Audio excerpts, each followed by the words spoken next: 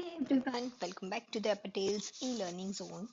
Friends આજના લેક્ચરની અંદર આપણે જ્યાંથી દાખલા લાસ્ટ લેક્ચરનો એન્ડ કર્યો હતો ત્યાંથી જ આપણે આજની શરૂઆત કરીશું. બરાબર છે, તો આપણે એક્સરસાઇઝ 1.3 માં હતા. હવે એક્સરસાઇઝ 1.3 ની અંદર આપણે ઘણા બધા દાખલાઓ કરી દીધા હતા જેમાં તમારી કોઈ જ કમેન્ટ નથી કે તમને સમજ પડી કે નથી પડી. તો હું માની લઉં છું કે તમને એમાં સંપૂર્ણ સમજ પડી ગઈ હશે. હવે આપણે વાત કરીએ તો દાખલા નંબર 8 સુધીના તમામ દાખલાઓ આપણે કરી દીધા હતા અને દાખલા નંબર 9 થી આપણે હવે શરૂઆત કરવાના છીએ. દાખલા નંબર 9, એક્સરસાઇઝ 1.3 એનો દાખલા નંબર 9. જો એ અને બી નિદર્શ અવકાશ યુ માની નિશેષ અને પરસ્પર નિવારક ઘટનાઓ હોય અને P of A is equals to P of B હોય તો P of A શોધો. P of A is equals to P of B હોય તો P of A શોધો. અને બીજું આપણને કીધું છે કે આ ઘટનાઓ નિશેષ છે અને પરસ્પર નિવારક છે. નિશેષ છે એટલે ઘટના P of A plus P of B is equals to 1 થશે. કેમ એવું? તો કે ઘટનાઓ શું છે? નિશેષ છે. જ્યારે પણ ઘટના નિશેષ હોય તો ઘટનાઓનો સરવાળો 1 થાય એ તમારે યાદ રાખવાનું રહેશે. બરાબર છે. બીજું કે પરસ્પર નિવારક છે એટલે આ બંને ઘટનાઓમાં કોમન કશું જ નથી. કોમન કશું જ નથી. બરાબર છે. તો આપણે P of A બરાબર 2P of B રાખી દઈએ. P of A બરાબર તો આપણને આપેલું જ છે 2P of B, તો હું 2P of B અહીંયા રાખી દઉં plus P of B is equals to 1. તો total 3P of B is equals to 1. તો P of B is equals to 1/3. પણ હવે આપણને શોધવાનું કીધું છે P of A.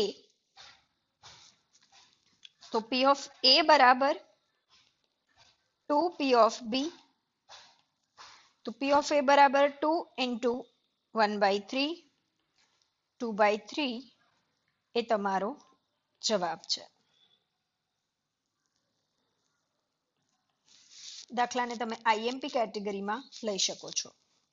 ઘણો ઈઝી દાખલો છે, ફટાફટથી તમે દાખલો ફિનિશ કરી શકો છો. દાખલો આ તમને 3 માર્કમાં અથવા 2 માર્કમાં પૂછાઈ શકે છે. નેક્સ્ટ આગળ વધીએ. દાખલા નંબર 10. દાખલા નંબર 10 માં કંઈક આવું કહે છે કે નિદર્શ અવકાશની 3 ઘટનાઓ A, B અને C પરસ્પર નિવારક અને નિશેષ છે. જો P of A is equals to 5P of B is equals to 3P of C હોય તો P of A યોગ C અને B યોગ C શોધો.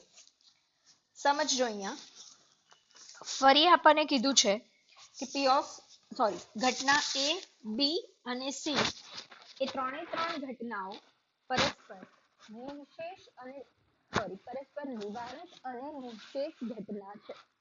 હવે જ્યારે પણ નિવારક હોય એનો મતલબ કે બે ઘટનાઓ વચ્ચે કશું જ કોમન નથી અને નિશેષ હોય એનો મતલબ કે બધી જ ઘટનાનો સરવાળો 1 થશે.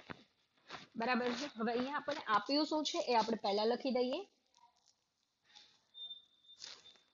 આપેલું છે 4P of A is equals to 5P of B is equals to 3P of C આપેલું છે. બરાબર. અને આપણે મોસ્ટ IMP વાળા કેટેગરીમાં લઈ શકાય. હવે આપણી પાસે આવું છે કે P of A plus P of B plus P of C is equals to 1. કેમ? તો કે આ ઘટનાઓ કેવી છે? નિશેષ ઘટનાઓ છે માટે. બરાબર. તો આમાં આપણે અલગ અલગ ઘટનાઓની કિંમતો જોઈશે જે આપણને આના પરથી મળશે. બરાબર છે. ચલો ત્યારે પહેલા આપણે ત્રણે ત્રણ ઘટનાઓની કિંમત શોધી લઈએ. તો આપણને કીધું છે કે 4p of a is equals to 3p of c. બરાબર કે નહીં? a બરાબર b બરાબર c હોય તો a બરાબર c કહેવાય કે નહીં? ડેફિનેટલી કહેવાય. તો p of a બરાબર હું કહું છું 3/4 p of c. yes or no? ચલો 5p of b બરાબર 3p of c. બરાબર કે નહીં? ડેફિનેટલી. તો p of b બરાબર 3/5 p of c. તો p of c બરાબર શું થાય? Obviously p of c. તો આપણે p of a plus p of b plus p of c is equals to 1 રાખી દઈએ. હવે p of a બરાબર શું છે? તો કે 3/4 p of c. p of b બરાબર શું છે? તો કે 3/5 p of c. અને p of c બરાબર શું છે? તો કે p of c છે. હવે ત્રણેયમાં p of c જ છે તો આપણને એનો આન્સર ડેફિનેટલી મળી જશે. બરાબર છે? ચલો LCM લઈ લઈએ. LCM આવશે 20.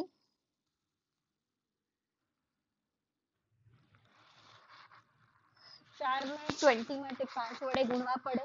ઉપર બી 5 વડે ગુણીશું. 15 p of c.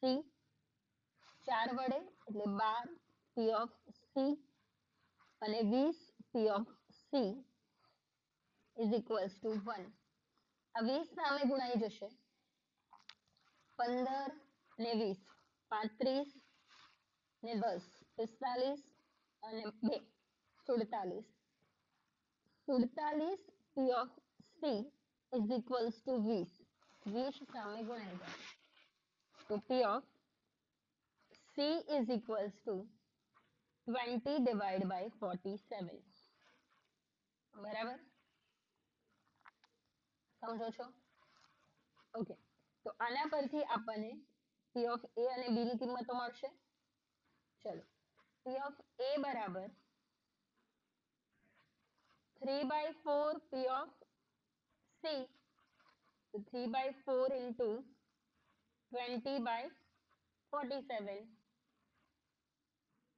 5 એટલે 15 ભાગ્યા 47. બરાબર? ચલો એ જ રીતે p of b બરાબર 3/5 p of c. 3/5 into 20/47. 4 એટલે 12/47. બરાબર? અને c is equals to 20/47. તો ત્રણે ત્રણ આપણને ઘટનાઓ મળી ગઈ છે. p of a, p of b અને p of c. હવે આપણને અહીં શોધવાનું કીધું છે a યોગ c. a યોગ c. તો a યોગ c હવે આપણને કીધું છે કે પરસ્પર a યોગ c નું જનરલી શું થાય? સૂત્ર p of a plus p of b minus p of a છેદ b. પણ આ કેવું થશે? 0. કેમ? તો કે આ કેવી ઘટનાઓ છે? આ કેવી ઘટનાઓ છે? પરસ્પર નિવારક. એટલે કશું જ કોમન હશે નહીં. પરસ્પર નિવારક એટલે આવી ઘટનાઓ કહેવાય કે જે બંને કેવી છે? અલગ અલગ છે. બરાબર છે? માટે આ કેવી થાય? 0 થાય. સમજ પડી? તો p of a plus p of b 15/47 plus 12/47. Sorry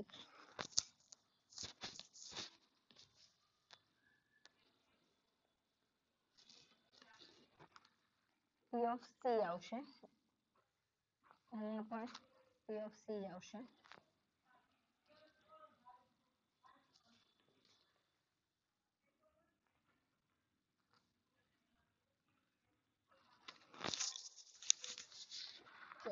P of C છે 20 એટલે 35/47 એ યોગ C નો જવાબ છે.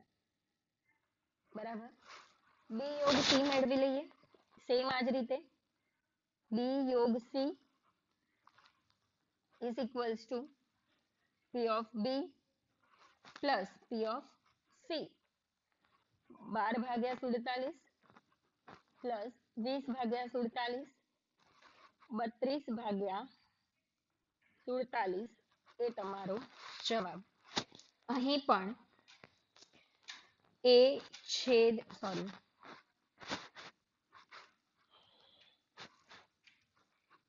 પણ તમારો B છેદ C જે છે એ કેવો આવશે?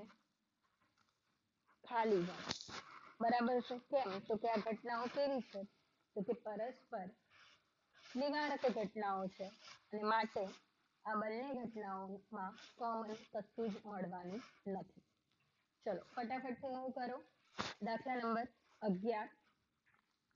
દાખલા નંબર 11 માં કંઈક આપણને આવું કહે છે કે નિદર્શ અવકાશની ત્રણ ઘટનાઓ A, B અને C માટે નીચે આપેલી માહિતી પરથી A યોગ B યોગ C શોધો. P of A, P of B, P of C આપેલું છે. P of A છેદ B આપેલું છે, A છેદ C આપેલું છે, B છેદ C આપેલું છે અને A છેદ B છેદ C આપેલું છે. Very good. હવે P of A યોગ B યોગ C એનું સૂત્ર તમને લખાવી દઉં છું. P of A plus P of B plus P of C minus P of A છેદ B minus P of A છેદ C minus P of B છેદ C AB BC AC plus P of A છેદ B છેદ C. બરાબર છે. તો આ સૂત્રની અંદર આપેલી તમામ રકમો મૂકી દો અને એનો જવાબ મેળવો. બરાબર છે. ABC પ્લસ કરો, છેદવાળી આપેલી છે એ ઘટનાઓની સંભાવના માઇનસ કરો અને પછી P of A છેદ B છેદ C આપેલું છે એ પાછું એડ કરી દેવાનું છે એટલે જવાબ આવશે. જે પણ જવાબ આવે એ કમેન્ટ સેક્શનમાં લખજો જેથી કરીને બીજા બાળકોને પણ ખ્યાલ આવે. નેક્સ્ટ આપણે મૂવ કરીએ દાખલા number 12.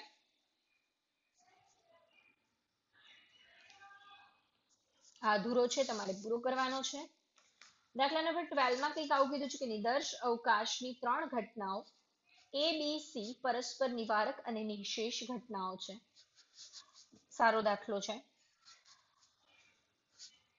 P of C dash is equals to 0.8. તો હું કહી શકું કે P of C is equals to શું હશે? 0.2 કેમ કે C dash અને C એનું ટોટલ 1 થાય. બીજું તમને કીધું છે કે 3P of B is equals to 2P of A dash. તો P of A અને B શોધો. તો ચલો આપણી પાસે સૌથી પહેલા તો P of C આપણને મળી ગયું છે, રાઈટ. બીજું કે P of B 3P of B is equals to આપણને કીધું છે કે 2P of A dash માટે 3P of B બરાબર 2 1 minus P of A આવું કહી શકાય. P of A dash ને હું 1 minus P of A કહી શકું? ડેફિનેટલી કહી શકાય. તો ચલો કૌંસ છોડો, ગુણાકાર કરો. 3P of B is equals to 2 minus 2P of A આવું કહી શકાય. હવે P of B is equals to 2 minus 2P of A upon 3 આવું કહી શકાય. ડેફિનેટલી કહી શકાય ભાઈ, કંઈ વાંધો જ નથી આવું કહેવામાં, રાઈટ. હવે આપણે આ ઘટનાઓ ત્રણે ત્રણ કેવી છે? નિશેષ છે. માટે P of A plus P of B plus P of C is equals to શું થશે? 1. કેમ? તો કે ઘટનાઓ કેવી છે? નિશેષ છે. હવે પી ઓફ એ એટલે શું? તો કે પી ઓફ એ જ હોય ભાઈ, આપણી પાસે છે જ નહીં. અચ્છા, પી ઓફ બી એટલે શું? તો હું આ મૂકી દઈશ, 2 minus 2p of A upon 3. અચ્છા, પી ઓફ સી ની કિંમત ઓલરેડી આપણી પાસે છે જ, આપણે ઉપર જ શોધી દીધી હતી અહીંયા. રેડી? તો હું કહીશ કે પી of A plus 2 minus 2p of A upon 3 is equals two, આ પોઈન્ટ 2 છે ને પેલી બાજુ જતા રહેશે એટલે 1 માંથી લેસ થઈ જશે. બરાબર છે? હવે આપણે એલસીએમ લઈ લઈએ, 3 ને પી ઓફ એ જોડે ગુણી દઈએ.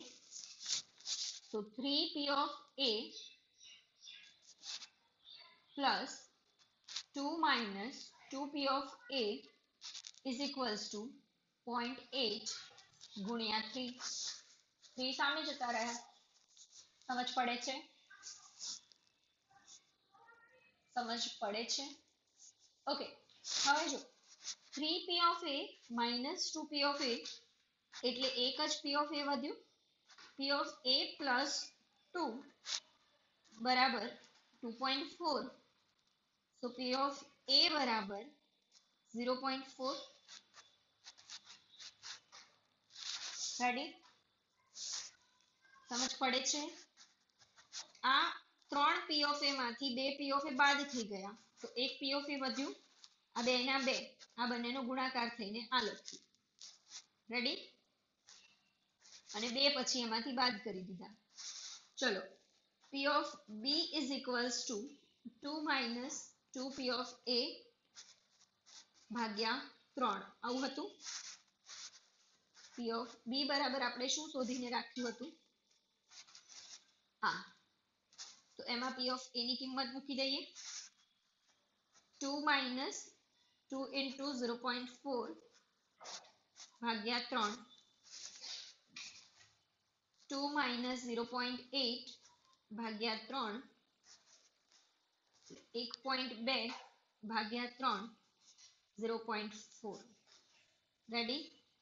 p of A 0.4, p of B 0.4, p of C 0.2.